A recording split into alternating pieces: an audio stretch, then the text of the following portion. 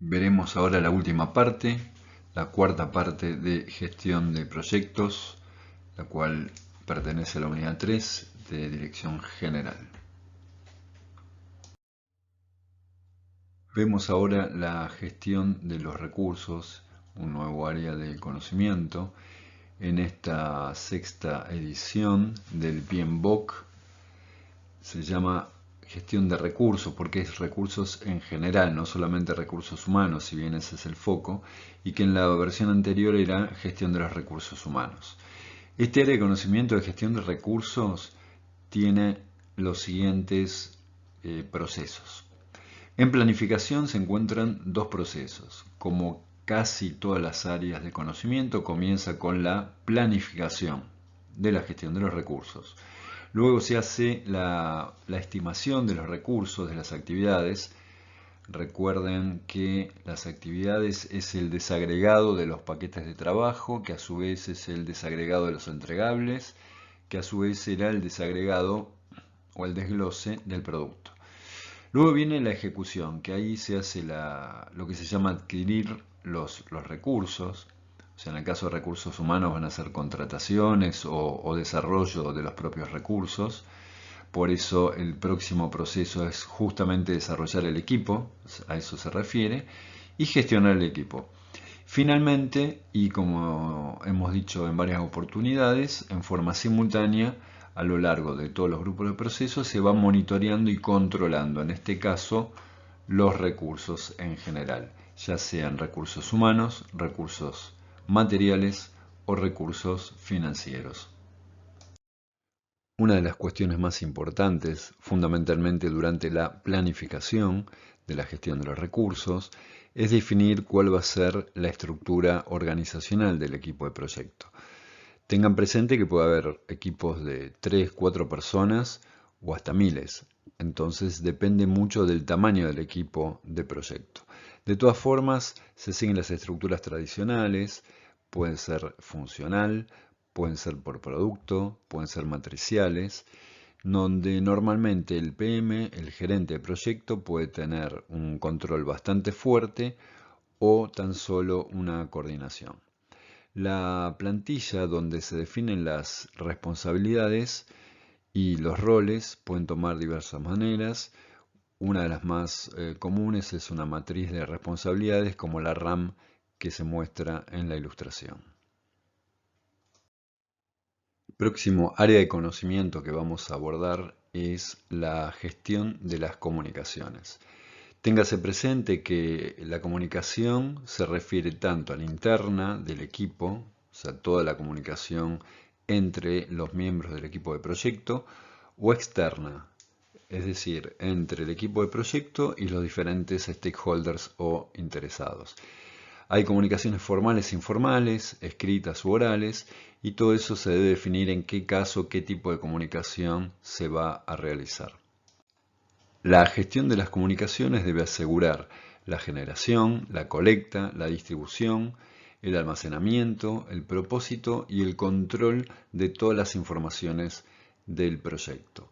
Los puntos más importantes de la gestión de las comunicaciones es planificarlas, distribuirlas, o sea, las informaciones, generar informes de desempeño y por último lo que es el cierre administrativo.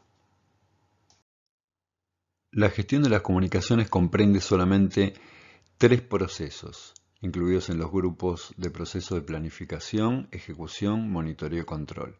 El primero, una vez más, es planificar, en este caso la gestión de las comunicaciones. En el cuerpo de ejecución, en el grupo de proceso de ejecución, es gestionar las comunicaciones. Y en monitoreo y control, justamente, es monitorear las comunicaciones. Se observa en la siguiente ilustración el modelo clásico de las comunicaciones, donde existe un emisor y un receptor.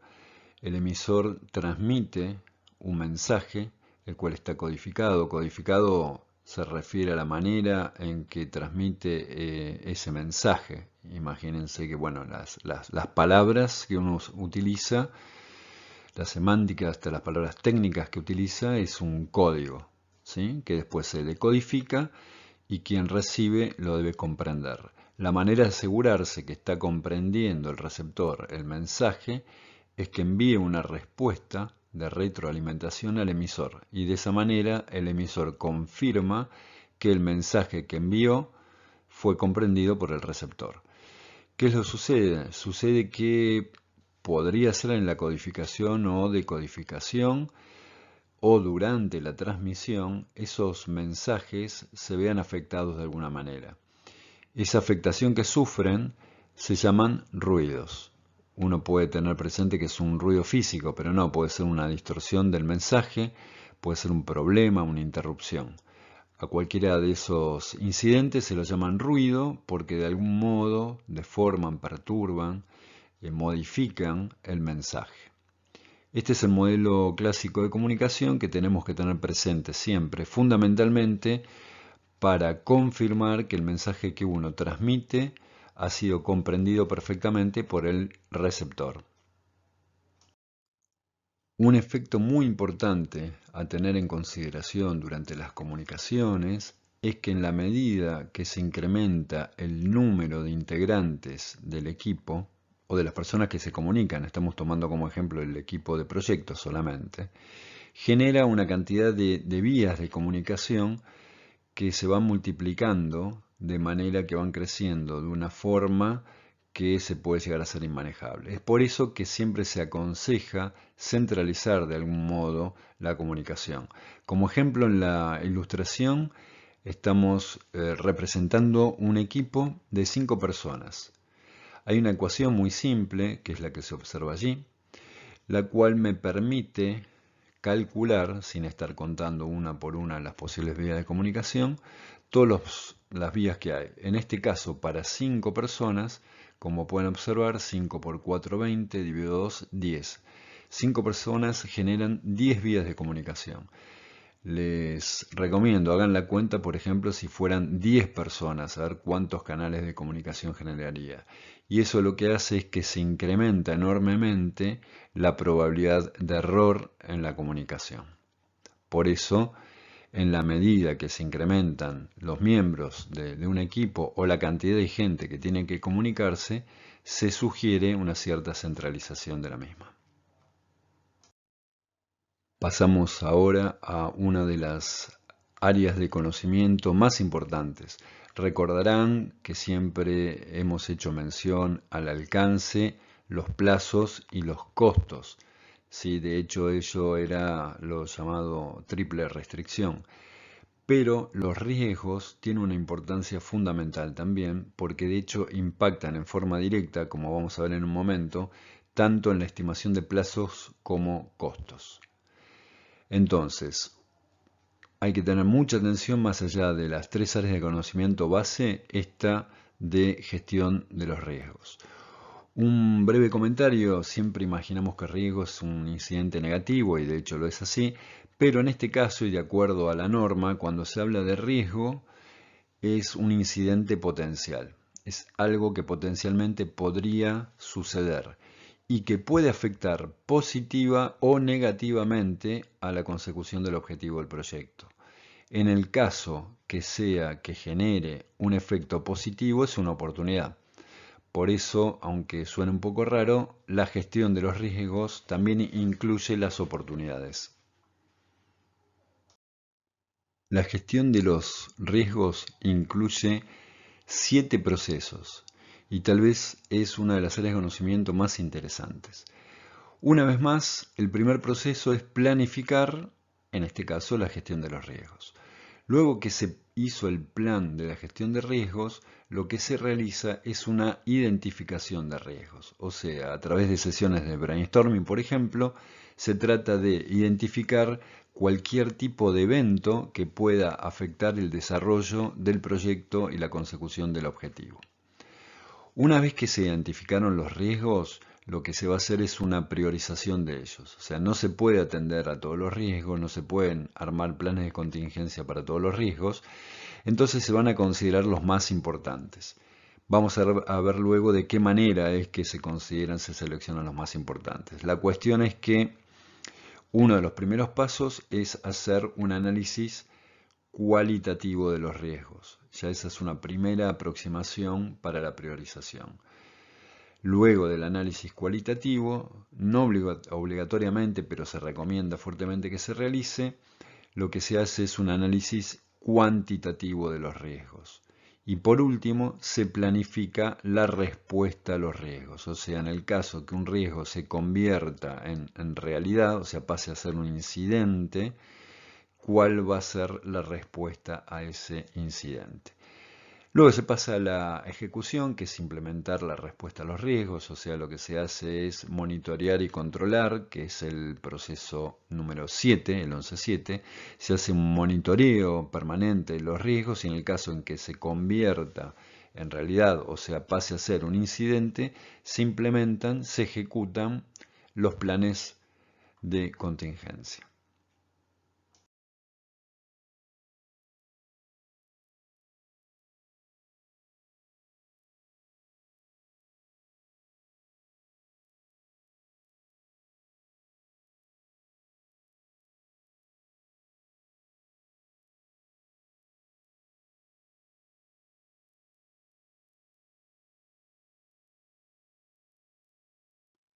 Entonces, ¿qué se define como riesgo?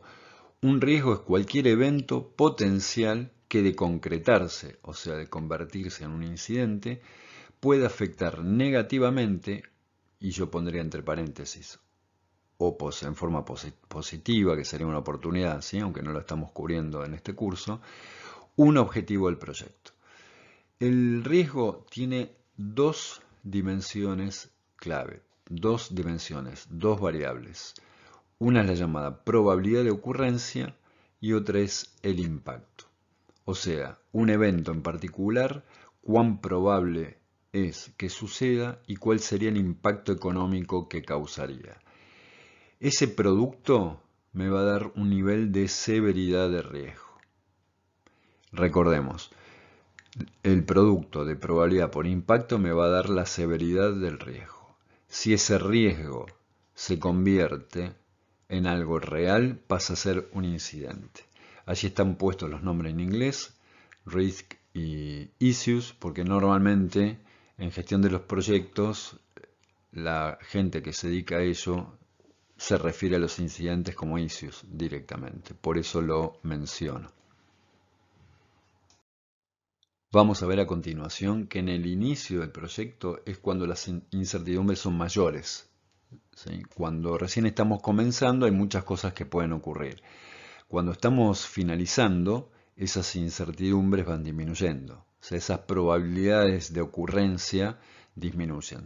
Mientras que el impacto, por el contrario, aumenta en la medida que transcurre el proyecto. O sea, cualquier incidente que yo tenga al comienzo del proyecto no va a producir un impacto tan grande como que ese incidente se dé prácticamente cuando esté finalizando.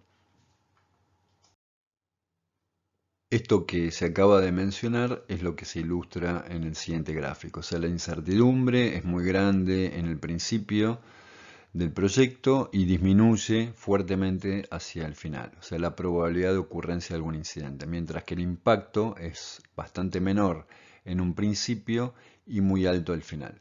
Si tenemos en cuenta que el riesgo, más bien la severidad del riesgo, es el producto entre la incertidumbre o la probabilidad de ocurrencia y el impacto, podrán imaginar que esa severidad se mantiene aproximadamente constante a lo largo del tiempo. En un principio porque la probabilidad es muy alta y hacia el final porque el impacto es muy alto.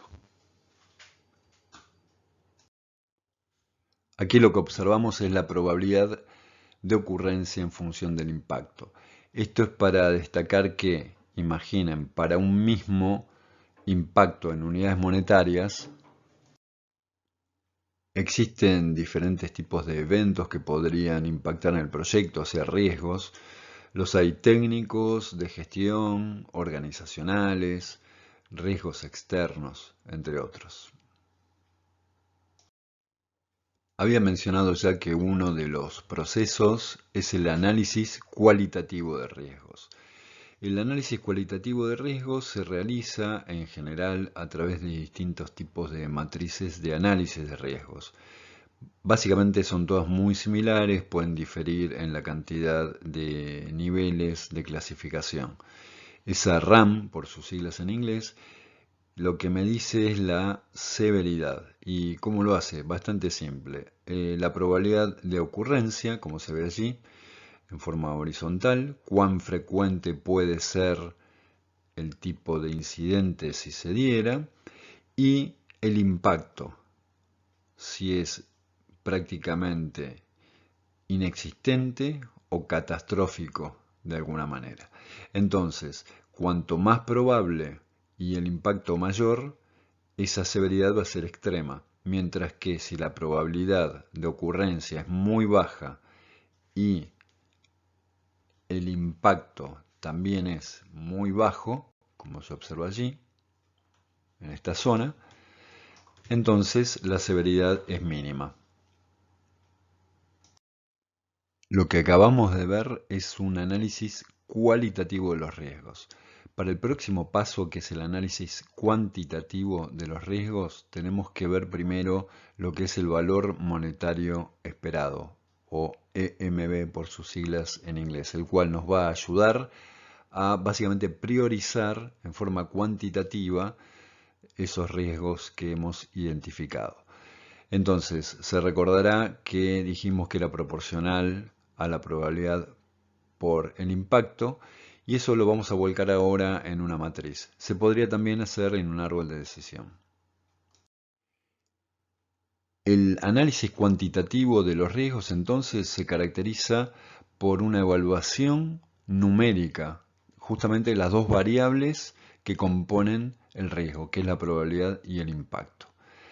Para ilustrarlo más claramente, hay un ejemplo allí debajo, donde vemos tres eventos que podrían suceder: retraso de una semana en la recepción de los insumos en nuestra planta, errores en la documentación del material o fallas en el lote entregado. La probabilidad de ocurrencia de cada uno de esos eventos, en base a información que disponemos, información histórica, nosotros podemos decir, por ejemplo, que la recepción de insumos se demore una semana, hay una probabilidad del 20%. Es como si de alguna manera yo dijese, mira, de cada 5 veces que nos entregan, en una se atrasan una semana. Ese sería justamente el 20% de probabilidad. Errores de documentación 25% y fallas en el lote recibido 3%. Por otro lado, se evalúa el impacto que podría producir cada uno de esos eventos. Entonces, que se retrase una semana el ingreso de los insumos me costaría $100.000. Que se comentan algunos errores de documentación que me generarían problemas en la logística, $50.000. Y que tenga ciertas fallas en el lote, eso tiene un costo, un posible impacto, un probable impacto de $200.000. El valor esperado es el producto, ¿sí?, de la probabilidad por el impacto. ¿Sí? De allí que el 20% de 100.000 es 20.000. La sumatoria de los valores esperados, bueno, justamente es el valor esperado, ¿sí?, de esa lista de riesgo. En este caso simplificamos con 3. Esto que se ve aquí, vamos a resaltarlo, esto que se ve aquí, ¿sí?, que es justamente estos 38.500, es lo que vamos a usar como reservas de contingencia. Estos 38.500, ténganlo presente para cuando veamos costos. Recuerden esto. Muy bien. Otro de los procesos presentes en la gestión de los riesgos eran las estrategias de respuesta, o los planes de respuesta al riesgo. Decíamos que para los riesgos que se habían priorizado y seleccionado tenemos que generar un plan de respuesta. ¿Y cuáles son las estrategias que tenemos? Básicamente se clasifican en 4: evitar, transferir, minimizar y aceptar. Vamos a comenzar por la más fácil de comprender. ¿Qué es aceptar? Bueno, no hago nada. Si sucede, sucede y asumo las consecuencias.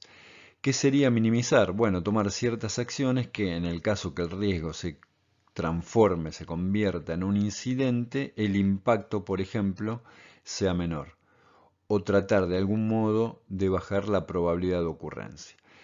Transferir el riesgo. Bueno, puede ser alguna tarea que no es central para mí y yo la puedo tercerizar, entonces lo que puede ocurrir con ello ya pertenece a otra persona, yo le transferí de alguna manera ese posible incidente, ese riesgo. Y evitar, bueno, es ver de qué forma puedo yo hacer para que ese riesgo no exista. La realidad que la única forma que yo tengo de evitar por completo un riesgo es no haciendo el proyecto.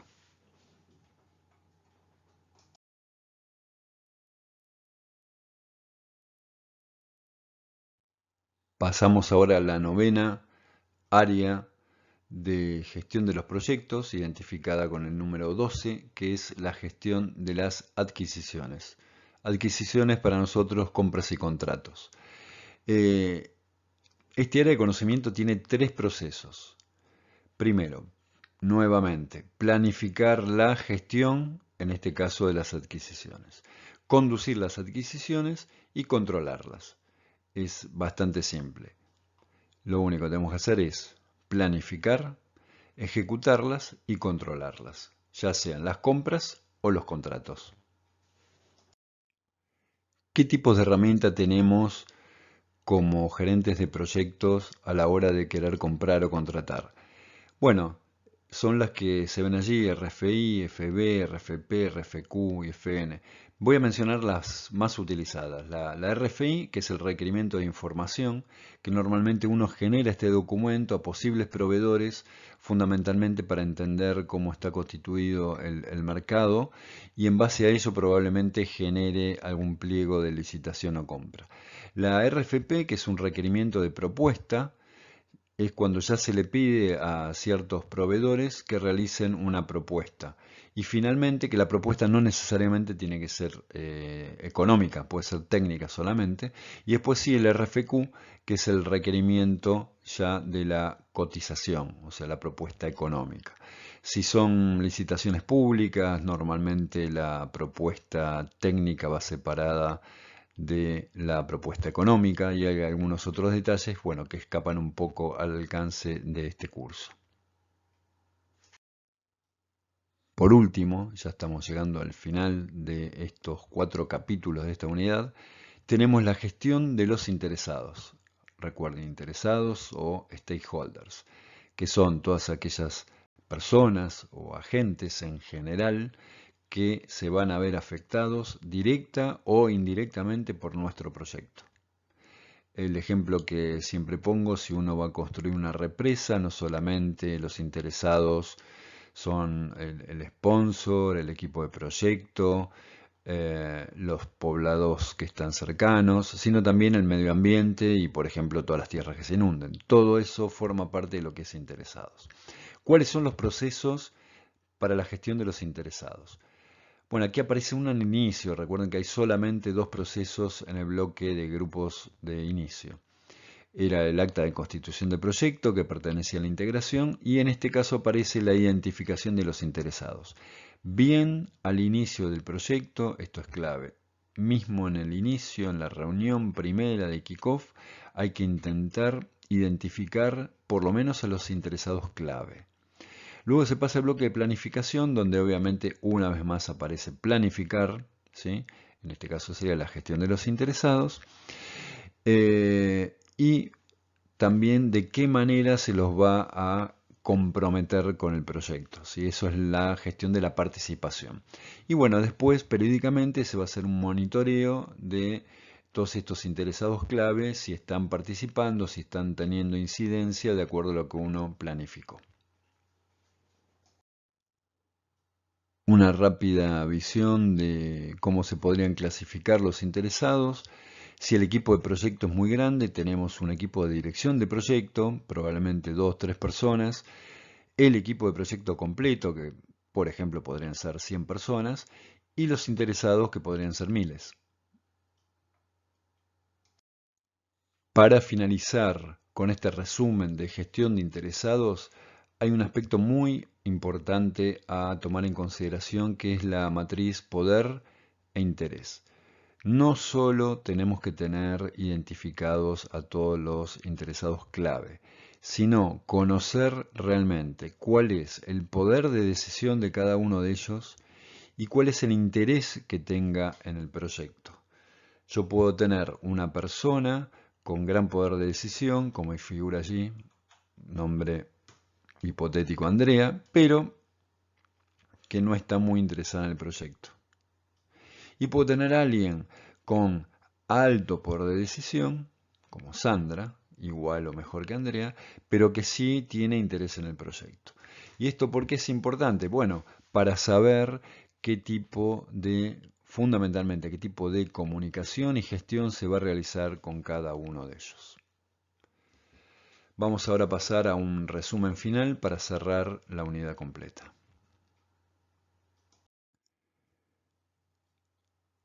Uno de los pasos más importantes para la gestión de proyecto comienza claramente con la primer planificación inicial, el primer día.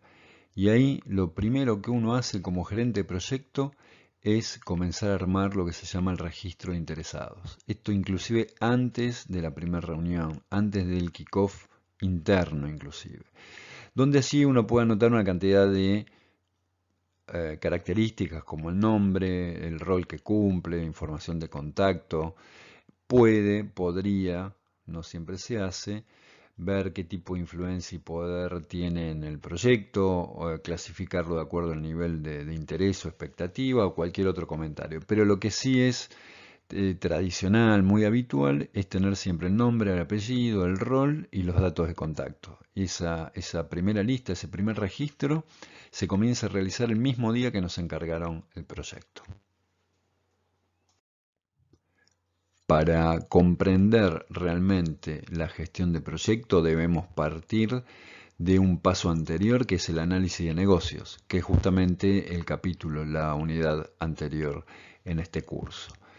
Entonces recordarán que decíamos que toda organización, con o sin fines de lucro, tienen algún tipo de necesidad, o sea, algún problema u oportunidad. Y que yo lo que hacía como analista de negocios era tratar de buscar diferentes alternativas de solución o de respuesta a esas oportunidades o esos problemas a resolver. De ellos elegía uno en particular y ese es el que iba a poner en práctica. Entonces allí, en ese momento, es cuando el responsable, el líder de esa organización, en este caso el sponsor, porque es el que va a pedir, va a solicitar que se realice este proyecto, que se implemente esta solución que da respuesta a la necesidad de la organización, arma ese pedido, ese contrato, eso que se llama acta de constitución del proyecto. A su vez, en general, se comienza ya la detección de interesados clave y se nombra al gerente de proyecto. El gerente de proyecto arma su equipo y comienza a hacer en detalle la declaración del alcance, la estructura de desglose de trabajo o llamada EDT, el diccionario de la EDT, y luego ya pasa a el desagregado de las actividades, y para cada actividad va a ser una estimación de recursos, va a ser una estimación o una proyección o una identificación de riesgos, y con eso va a poder empezar a programar los plazos, a estimar los costos.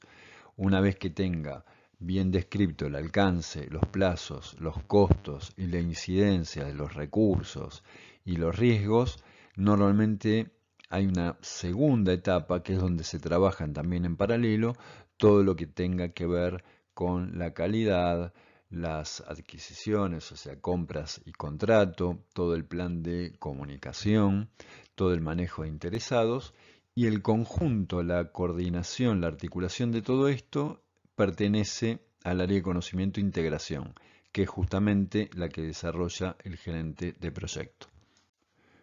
Con esto damos fin a este capítulo, a esta unidad que se llama Gestión de Proyectos conforme las recomendaciones del PMBOK del Instituto Internacional de Gestión de Proyectos, PMI. Muchas gracias.